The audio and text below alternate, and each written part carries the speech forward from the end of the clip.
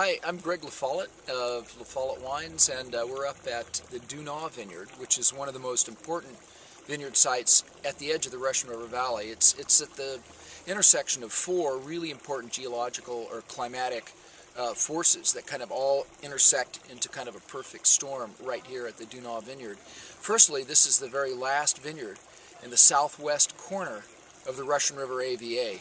Just this next ridge right here is the very last ridge of the Russian River water drainage. On the other side of that just rolls down to the ocean.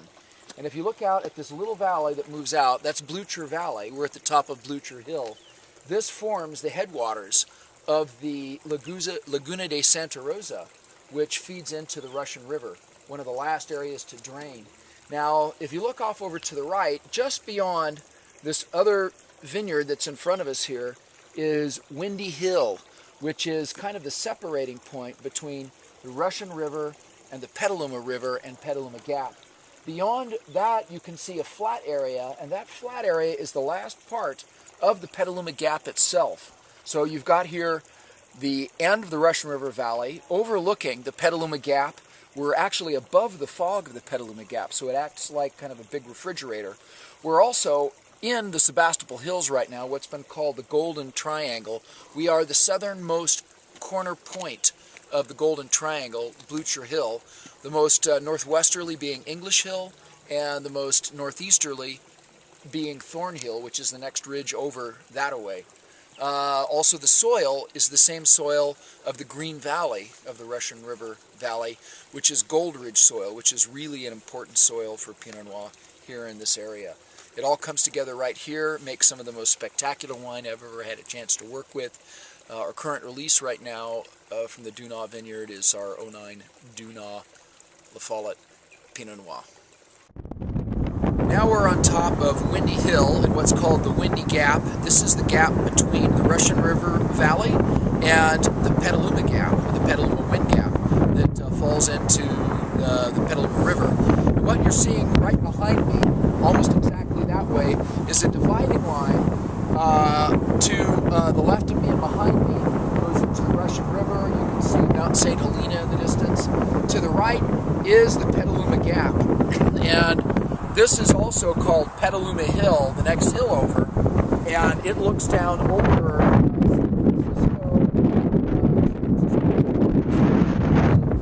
If you look out to my right, you can see, maybe you can make out Gallows 2 Rock vineyards.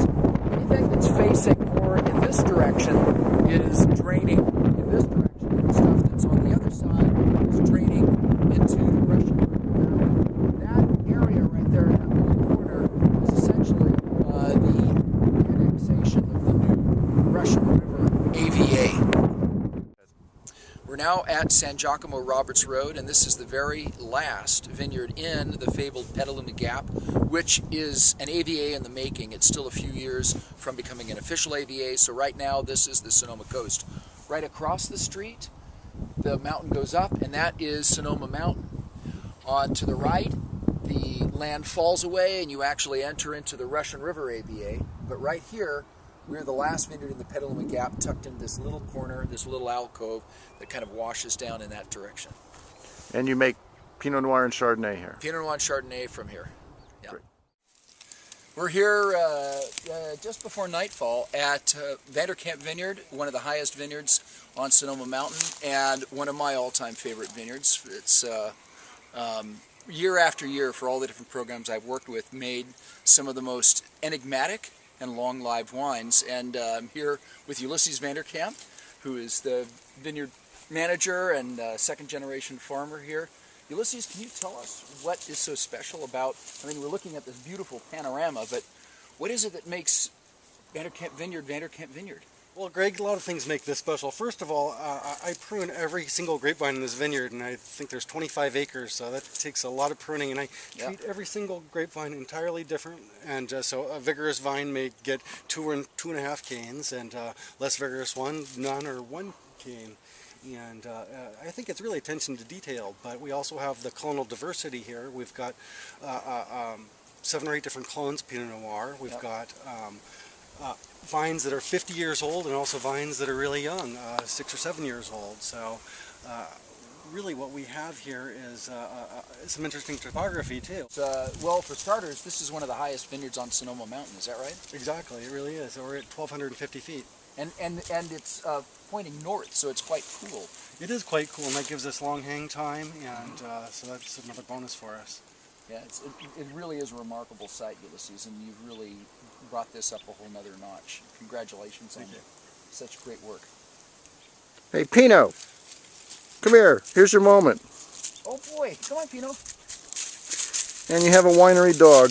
Yeah, yeah. Good old Pinot.